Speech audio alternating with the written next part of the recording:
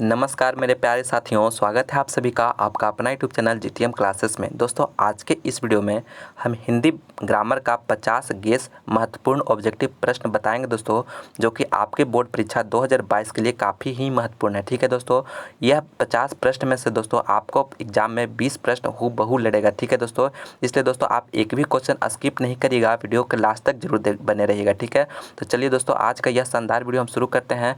दोस्तों सभी प्रश्न को आपको काफ़ी शानदार तरह से समझाया जाएगा ताकि आप उसे एक बार में ही समझकर याद कर लें। ठीक है दोस्तों, तो चलिए आज का यह वीडियो शुरू करते हैं। तो दोस्तों प्रस्तुत है आपके सामने पहला प्रश्न में पूछेगा कि व्यंजनों के अंत में हलंत लगने से उसका मान होता है। दोस्तों आपसे प्रश्न में पूछेगा कि व्यंजनों के अंत में अगर हलंत लगाते हैं तो उसका जो मान होता है वह कितना हो जाता है। ए ऑप्शन रहे आधा, बी में रहे चौथाई, सी में रहे तिहाई और डी में रहे संपूर्ण।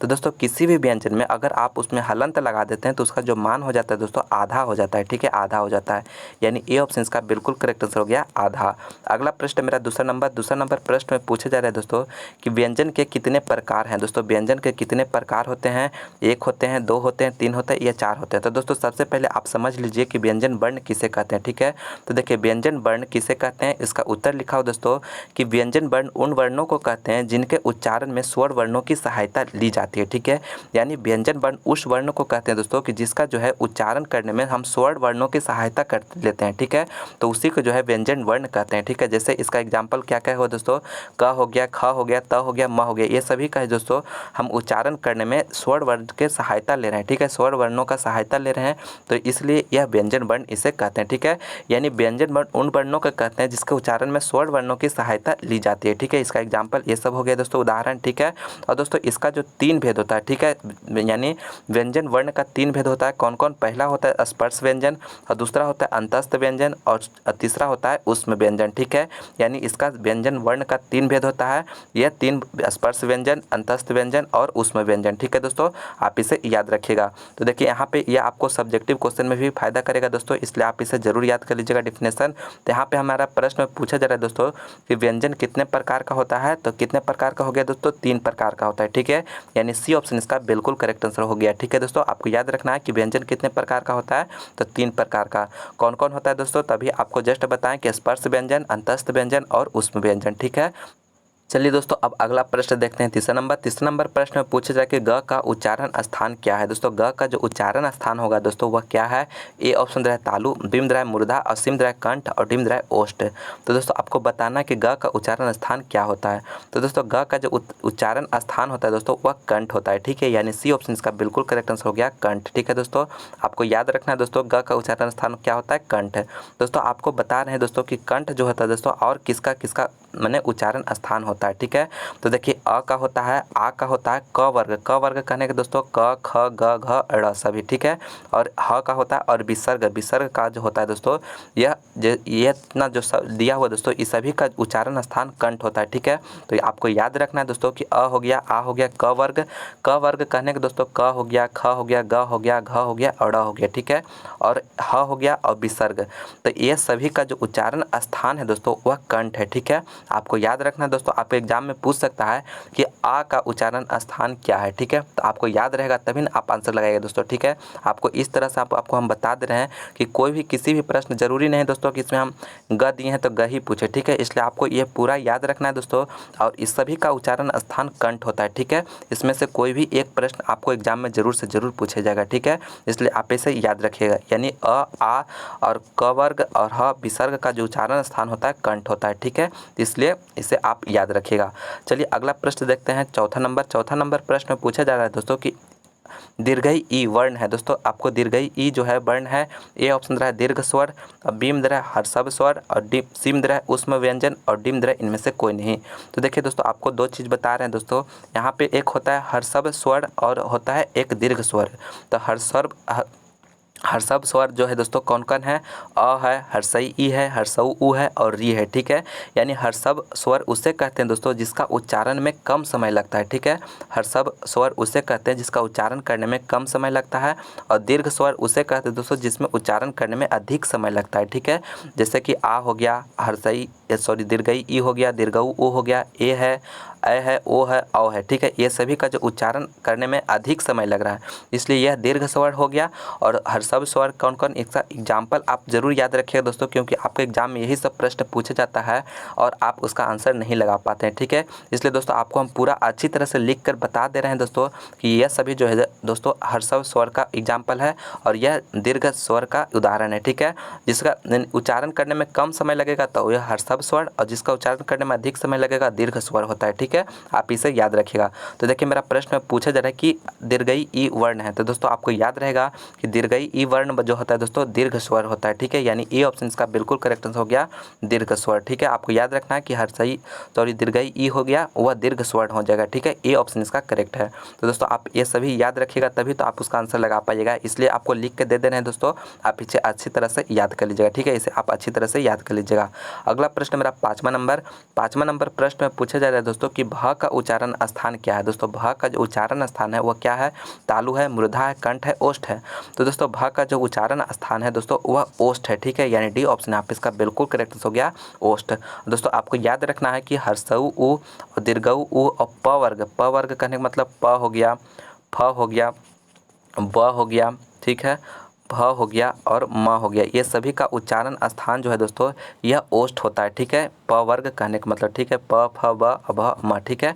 और हर्षऊ उ और दीर्घऊ उ का जो उच्चारण स्थान है दोस्तों ओष्ठ है, ठीक है। आपको सभी को याद रखना है दोस्तों, क्योंकि इसमें से आपको कोई भी पूछ सकता है, ठीक है, यानी फ दे देगा, फ का उच्चारण स्थान क्या है तो ओष्ठ हो जाएगा, ठीक है, म का उच्चारण स्थान क्या है तो ओष्ठ हो जाएगा, ठीक है। इस तरह से आपको याद कर लेना है इस चीज़ को, क्योंकि यही आपके लिए इम्पोर्टेंट है, ठीक है, तो आप इसे जरूर से जरूर याद कर लीजिएगा। चलिए अगला प्रश्न देखते हैं, छठा नंबर प्रश्न में पूछा जाए कि न का उच्चारण स्थान क्या है। दोस्तों न का जो उच्चारण स्थान क्या है दोस्तों, तालु है, मूर्धा है, कंठ है, ओष्ठ है। तो दोस्तों न का जो उच्चारण स्थान है दोस्तों मूर्धा है, ठीक है, यानी बी ऑप्शन यहाँ पे इसका बिल्कुल करेक्ट आंसर हो गया मूर्धा। और दोस्तों मूर्धा और किसका उच्चारण स्थान होता है, ट वर्ग का और र का और मूर्धन्य स का और री का, यह सभी का जो उच्चारण स्थान है दोस्तों यह मूर्धा होता है, ठीक है। आप इसे भी याद कर लीजिएगा, क्योंकि इसी में से प्रश्न आपसे पूछा जाएगा, ठीक है, तो आपके लिए काफ़ी महत्वपूर्ण है, अच्छी तरह से इसे याद कर लीजिएगा। चलिए अगला प्रश्न मेरा सातवां नंबर प्रश्न में पूछा जाए दोस्तों कि त का उच्चारण स्थान क्या है, ठीक है। तो त का उच्चारण स्थान क्या है, ए ऑप्शन दंत और बिंद राय मूर्धा और सिंध राय कंठ और डिम राय ओष्ठ, ठीक है। तो त का जो उच्चारण स्थान है दोस्तों वह दंत है, ठीक है, यानी ए ऑप्शन इसका बिल्कुल करेक्ट आंसर है दंत, ठीक है। आपको याद रखना है त का उच्चारण स्थान दंत होता है। अगला प्रश्न दोस्तों त और किसका उच्चारण स्थान होता है, तो त वर्ग और ल और तलबी दंती स, ठीक है, ल हो गया और दंती स हो गया और त वर्ग कहने के बाद त थ द ध, यह सभी का उच्चारण स्थान दंत होता है, ठीक है। आप इसे जरूर से जरूर याद रखिएगा दोस्तों, क्योंकि यह काफ़ी महत्वपूर्ण है, ठीक है। तो त दंत किसका उच्चारण स्थान होता है, तो त वर्ग का और ल का और दंती स का, ठीक है, इसलिए आप इसे याद रखिएगा, ठीक है। तो इस प्रश्न में पूछा जा रहा कि त का उच्चारण स्थान क्या है तो दंत हो जाएगा, ठीक है, ए ऑप्शन इसका करेक्ट हो गया। अगला प्रश्न मेरा आठवां नंबर प्रश्न में पूछा जाए दोस्तों कि ड़ का उच्चारण स्थान क्या है। दोस्तों ड़ का उच्चारण स्थान क्या है दोस्तों, तो दोस्तों देखिए ड़ जो है किस में आता है, क वर्ग में आता है, ठीक है, क वर्ग में आता है, यानी क ख ग घ ड़ का जो उच्चारण स्थान है दोस्तों क्या बताएं, कंठ, ठीक है। तो इसलिए सी ऑप्शन इसका बिल्कुल करेक्ट हो जाएगा कंठ, ठीक है दोस्तों। क वर्ग का उच्चारण स्थान क्या होता है तो कंठ होता है, इसलिए मेरा सी ऑप्शन यहाँ पे इसका बिल्कुल करेक्ट आंसर हो गया। चलिए अगला प्रश्न मेरा 9 नंबर प्रश्न में पूछा जा रहा है दोस्तों कि द का उच्चारण स्थान क्या है। दोस्तों द का उच्चारण स्थान जो है दोस्तों क्या है, तालु है, मूर्धा है, दंत है, ओष्ठ है। तो दोस्तों आपको बताएं कि त वर्ग का जो उच्चारण स्थान होता है, यानी त थ द त वर्ग में आ रहा है, तो इसका उच्चारण स्थान क्या होता है, दंत होता है, ठीक है, यानी सी ऑप्शन का बिल्कुल करेक्ट आंसर हो जाएगा, ठीक है। क्योंकि दोस्तों आपको त वर्ग बताए हैं, त वर्ग देखिए हम बताए थे, त वर्ग का उच्चारण स्थान देखिए होता है दंत होता है, ठीक है। इसलिए दोस्तों आप इसे लिखकर, आप सभी को लिखकर एक जगह रखकर एक दो बार पढ़ लीजिएगा, आप उसे पूरा याद हो जाएगा आपको, ठीक है। इसलिए मेरा त का उच्चारण स्थान क्या हो जाएगा, दंत हो जाएगा, सी ऑप्शन इसका करेक्ट है। चलिए दोस्तों अब अगला प्रश्न देखते हैं 10वां नंबर प्रश्न में पूछा जा रहा है कि स का उच्चारण स्थान क्या है। दोस्तों ए ऑप्शन रहा है तालु, बिंद राय मूर्धा और सिंध राय कंठ और डिम राय ओष्ठ। दोस्तों यहाँ पे पूछा जा रहा है कि स का उच्चारण स्थान क्या है, यानी तालबी स का उच्चारण स्थान क्या होता है दोस्तों, तो तालु होता है, ठीक है, यानी ए ऑप्शन यहाँ पे इसका बिल्कुल करेक्ट हो गया तालु, ठीक है। स का उच्चारण स्थान क्या है तो तालु है, ठीक है, ए ऑप्शन इसका करेक्ट है।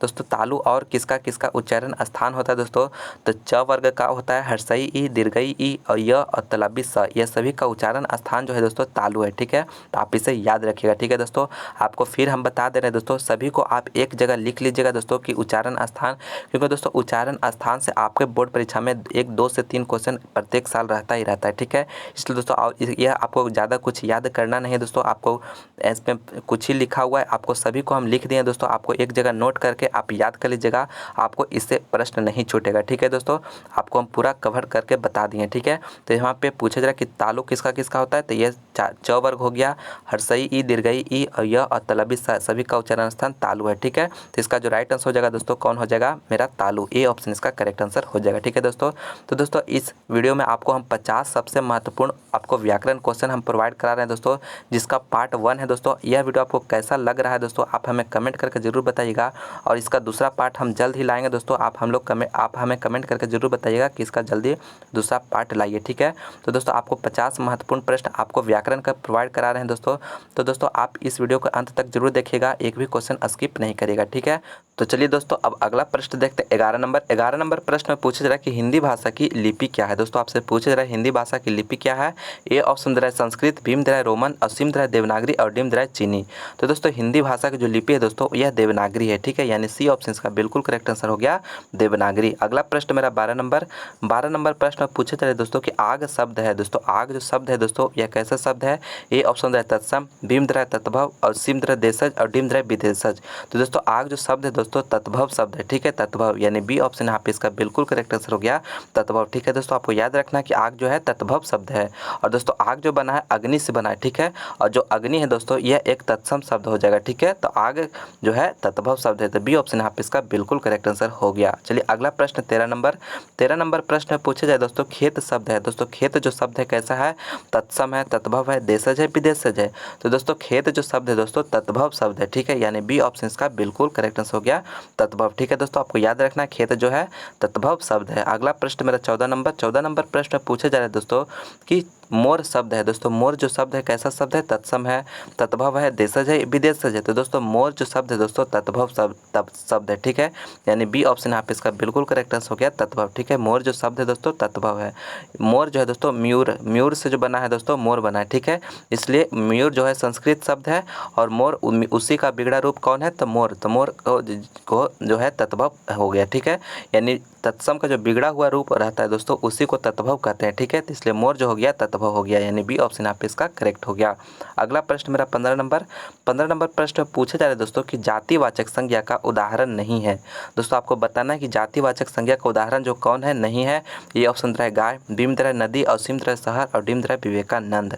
तो दोस्तों जातिवाचक संज्ञा का जो उदाहरण नहीं पूछा जा रहा है, जिसका जो राइट आंसर हो जाएगा दोस्तों विवेकानंद जो हो जाता है दोस्तों यह व्यक्तिवाचक संज्ञा होता है। ठीक है, इसलिए मेरा डी ऑप्शन यहाँ पे करेक्ट हो गया, क्योंकि यहाँ पे नहीं पूछा जा रहा था, तो इसलिए डी करेक्ट है। बाकी जो गाय हो गया दोस्तों, नदी हो गया, शहर हो गया दोस्तों, ये सभी जो है जातिवाचक संज्ञा है। ठीक है, तो चलिए अगला प्रश्न देखते हैं 16 नंबर प्रश्न में पूछा जाए कि द्रव्यवाचक संज्ञा का उदाहरण है। दोस्तों द्रव्यवाचक संज्ञा का उदाहरण है।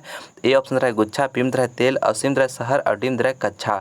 तो दोस्तों द्रव्यवाचक संज्ञा कहने का मतलब जिसे हम लोग नाप या तौल सके। ठीक है, तो तेल जो है दोस्तों यह एक द्रव्यवाचक संज्ञा है। ठीक है, यानी बी ऑप्शन यहाँ पे इसका बिल्कुल करेक्ट आंसर हो गया। द्रव्यवाचक संज्ञा का उदाहरण कौन है, तो तेल है। ठीक है, तो इसलिए बी ऑप्शन यहाँ पे करेक्ट है।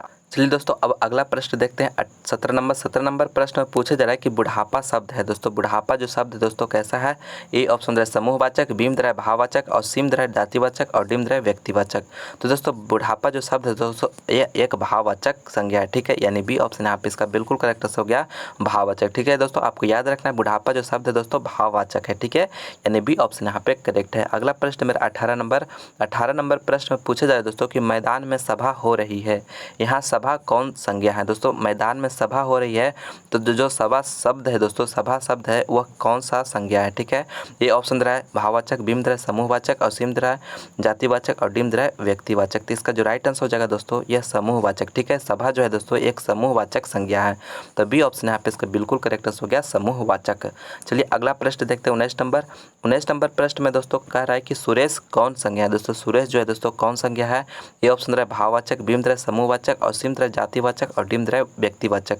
तो दोस्तों सुरेश जो है दोस्तों यह एक व्यक्तिवाचक संज्ञा है, ठीक है। यानी सुरेश जो है दोस्तों किसी नाम का बोध हो रहा है, किसी व्यक्ति का बोध हो रहा है, ठीक है, इसलिए व्यक्तिवाचक संज्ञा हो गया। यानी डी ऑप्शन इसका बिल्कुल करेक्ट आंसर हो गया, व्यक्तिवाचक।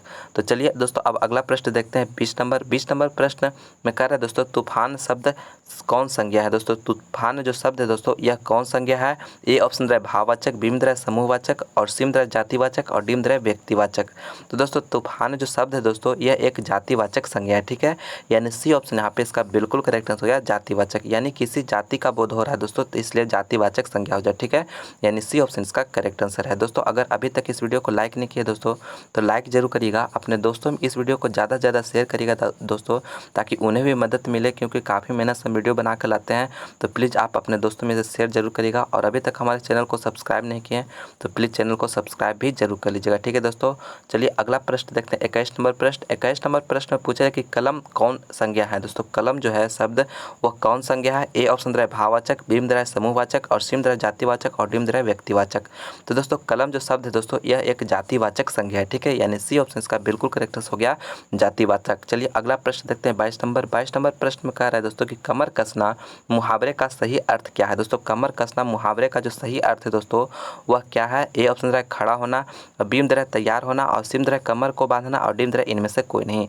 तो दोस्तों कमर कसना मुहावरे का जो अर्थ है दोस्तों, सही अर्थ है दोस्तों यह जो है तैयार होना, ठीक है। यानी बी ऑप्शन यहाँ पे इसका बिल्कुल करेक्ट आंसर है, तैयार होना, ठीक है दोस्तों। यानी कमर कसना मुहावरे का जो अर्थ है दोस्तों तैयार होना है, ठीक है। तो यहाँ पे बी ऑप्शन यहाँ पे इसका करेक्ट आंसर हो गया। दोस्तों मेरा अगर और भी दूसरे सब्जेक्ट का वीडियो देखना चाहते हैं दोस्तों तो लिंक डिस्क्रिप्शन में दिया हुआ है, वहाँ पर जाकर देख सकते हैं। नहीं तो हमारा प्ले लिस्ट बना हुआ है दोस्तों, जिस भी सब्जेक्ट की आप तैयारी करना चाहते हैं वहाँ से हमारे वीडियो को देख सकते हैं, जो कि आपके बोर्ड परीक्षा के लिए काफ़ी ही महत्वपूर्ण है, ठीक है। इसलिए दोस्तों आप वो सभी वीडियो जाकर जरूर देखिए, क्योंकि दोस्तों अगर आप अपना बोर्ड परीक्षा के सबसे सटीक तैयारी करना चाहते हैं दोस्तों तो आप उस वीडियो को जरूर देखिए, क्योंकि उसमें आपको वही सब प्रश्न करवाया जा रहा है जो कि आपके बोर्ड परीक्षा में 2022 बोर्ड परीक्षा में जरूर से जरूर आएगा, ठीक है। इसलिए आप हमारे दूसरे वीडियो भी जरूर देखें। चलिए अगला प्रश्न देखते हैं। 23 नंबर प्रश्न। 23 नंबर प्रश्न में पूछा जाए कि दूध के दांत न टूटना मुहावरे का सही अर्थ क्या है। दोस्तों दूध के दांत न टूटना मुहावरे का जो सही अर्थ है दोस्तों वह क्या है।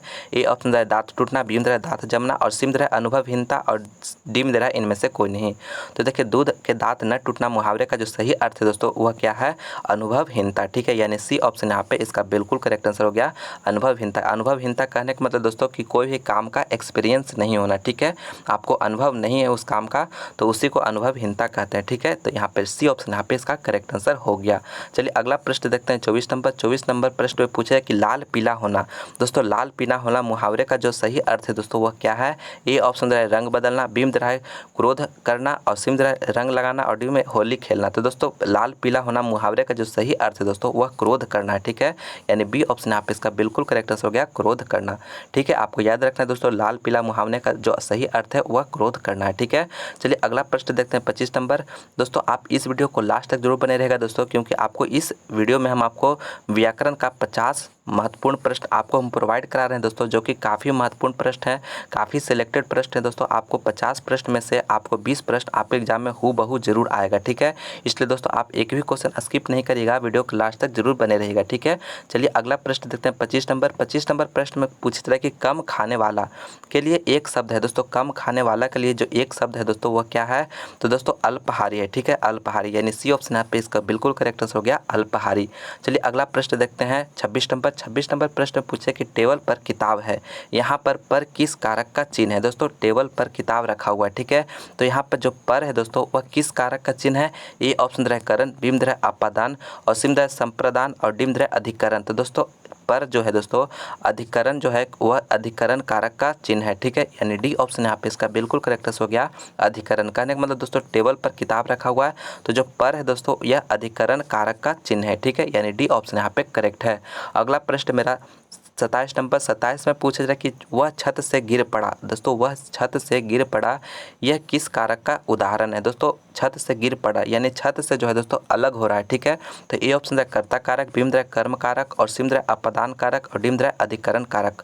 तो दोस्तों अगर कोई भी चीज़ दो चीज़ अलग होने का जो अगर सेंस रहेगा दोस्तों, तो वहाँ पे अपदान कारक हो जाता है। ठीक है, यानी सी ऑप्शन यहाँ पे इसका बिल्कुल करेक्ट आंसर हो गया अपदान कारक, यानी वह जो है दोस्तों छत से गिर रहा है, यानी छत से अलग हो रहा है। ठीक है, तो इसलिए वहाँ पे अपदान कारक हो जाएगा। ठीक है, यहाँ पे सी ऑप्शन यहाँ पे करेक्ट है।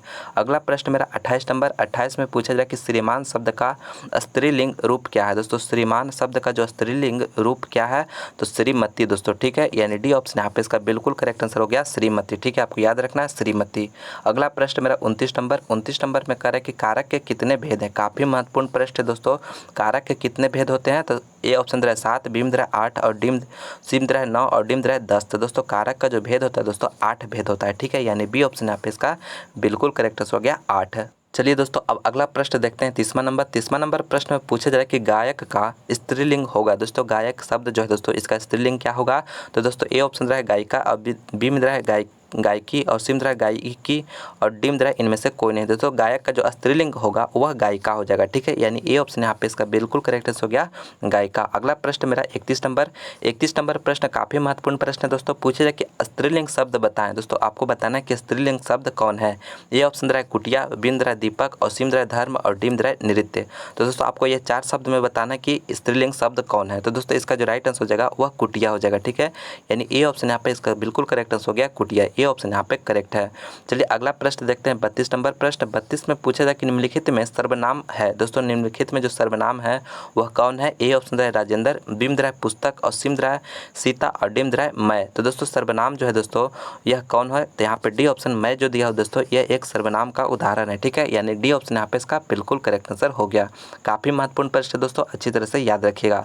अगला प्रश्न मेरा 33 में कह रहा है कि इनमें से अपदान कारक का विभक्ति क्या है। दोस्तों अपदान कारक का जो विभक्ति होता है दोस्तों चिन्ह कौन क्या होता है। ये ऑप्शन रहा ने, बी में रहा को और सी में रहा से और डी में रहा के लिए। काफ़ी महत्वपूर्ण प्रश्न दोस्तों। तो देखिए आपको पूछा जा रहा है कि अपदान कारक का विभक्ति जो चिन्ह होता है वो क्या होता है, तो से होता है दोस्तों। ठीक है, यानी सी ऑप्शन यहाँ पे इसका बिल्कुल करेक्ट आंसर हो गया से। और दोस्तों अलग होने का सेंस में होता है। ठीक है, यानी कोई भी चीज़ अलग हो रहा है तो वहाँ पे अपदान कारक होता है। ठीक है, और विभक्ति चिन्ह से रहता है, तो सी ऑप्शन यहाँ पे करेक्ट है। अगला प्रश्न मेरा 34 नंबर कह रहा है कि आदर का विशेषण होगा। दोस्तों आदर जो शब्द है दोस्तों उसका विशेषण क्या होगा, तो आदरणीय हो जाएगा। ठीक है, यानी सी ऑप्शन इसका बिल्कुल करेक्ट हो गया आदरणीय। अगला प्रश्न मेरा हो गया 35 नंबर प्रश्न में पूछा कि शिव का विशेषण क्या है। दोस्तों शिव शब्द का जो विशेषण होगा दोस्तों वह क्या हो जाएगा, तो शैव हो जाएगा। ठीक है, यानी सी ऑप्शन इसका बिल्कुल करेक्ट हो गया शैव। अगला प्रश्न मेरा 36 में कह रहा है दोस्तों कि संस्कार में कौन सा उपसर्ग है। काफ़ी महत्वपूर्ण प्रश्न है दोस्तों। संसार शब्द में जो दोस्तों कौन सा उपसर्ग है दोस्तों, तो उपसर्ग जो होता है दोस्तों पहले लगा हुआ रहता है। ठीक है, शब्द का जो पहले लगा हुआ रहता है दोस्तों उपसर्ग होता है और जो शब्द के बाद में लगता है दोस्तों वह प्रत्यय होता है। ठीक है, आपको याद रखना है।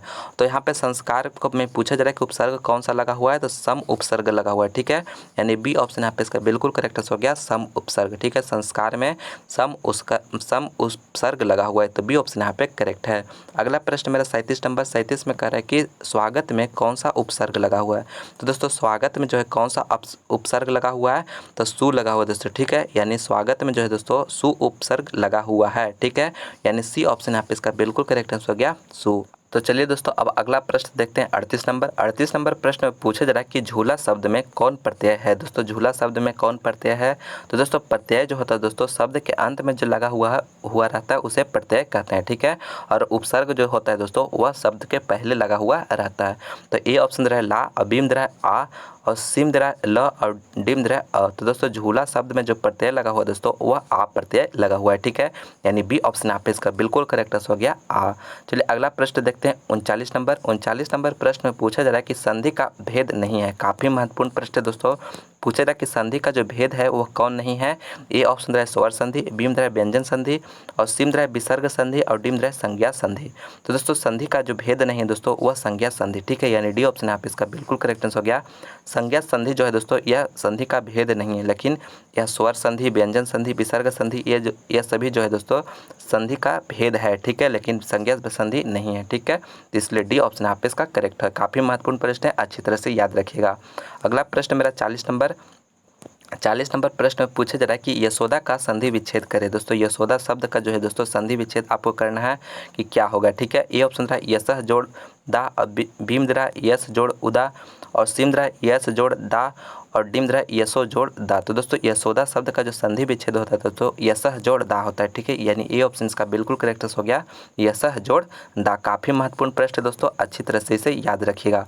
दोस्तों मेरा अगर और भी दूसरे सब्जेक्ट का वीडियो देखना चाहते हैं तो लिंक डिस्क्रिप्शन में दिया हुआ है, नहीं तो आप हमारे प्लेलिस्ट बना हुआ है दोस्तों, जिस भी सब्जेक्ट की आप तैयारी करना चाहते हैं वहाँ से आप हमारा वीडियो देख सकते हैं, जिसमें आपको काफ़ी महत्वपूर्ण प्रश्न करवाया गया है दोस्तों आपके बोर्ड परीक्षा के लिए। इसलिए दोस्तों आप वो सभी वीडियो जाकर जरूर देखें। चलिए अगला प्रश्न देखते हैं 41 नंबर प्रश्न में पूछा है कि निम्न में से पुल्लिंग शब्द कौन है। दोस्तों निम्न में से पुल्लिंग शब्द कौन है। ए ऑप्शन रहा है यात्रा, भीमद्रा है पतंग और सिमद्रा अमृत और डिमद्रा बदबू। तो दोस्तों पुल्लिंग यानी पुल्लिंग शब्द कौन है, तो इसका जो राइट आंसर हो जाएगा दोस्तों अमृत। अमृत शब्द जो है दोस्तों पुल्लिंग शब्द है। ठीक है, यानी मेरा सी ऑप्शन यहाँ पे इसका बिल्कुल करेक्ट आंसर हो गया अमृत।